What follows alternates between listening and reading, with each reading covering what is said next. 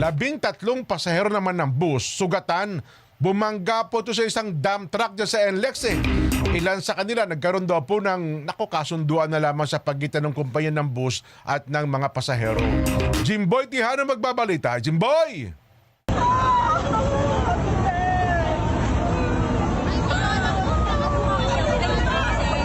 Wasak ang harapang bahagi ng bus na ito, makaraang sumalpok sa likurang bahagi ng dump truck habang binabaybay ang southbound lane sa North Luzon Expressway sa bahagi ng Torres Bogalion Bridge, Valenzuela City, pasado alas 7 kagabi. 30 ang sakay ng bus kasama ang driver at konduktor. 13 rito ang kumpirmadong nagtamo ng minor injury, kabilang ang konduktor na may sugat sa mukha at tama sa paa. Si Henry, napapasok pa lang sana ng trabaho, nadamay sa insidente, makaraang magtamo ng sugat sa parting siko.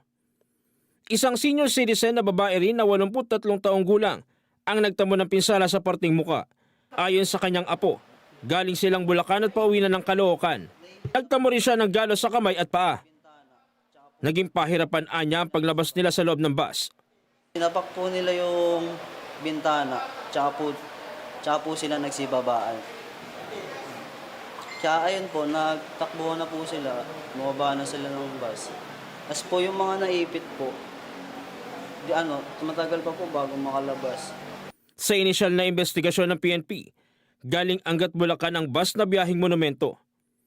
Itong bus saka yung dump truck is traveling ng 4th lane. So yung dump truck is ahead doon sa bus. So nung nandito na yung bus, nag-vert siya ng kaliwa para hindi niya mabangga sana itong dump truck. Kaso nga lang, meron close ba na nandun sa 3rd lane na nabangga niya una. At pagkabangga niya nito, kumabig naman pa kanan hanggang sa dire-diretso nabangga niya yung puwitan ng dump truck. Sa sobrang tulin lang po niya yung nakita namin na kamalian ng bus driver. Ayon sa PNP, nagkaroon na ng settlement sa pagitan ng kumpanya ng bus at sa ilang mga biktima. Ang sabi ng company ng bus, willing silang sagutin kung ano man yung mga gastusin ng mga biktima na nasa ospital.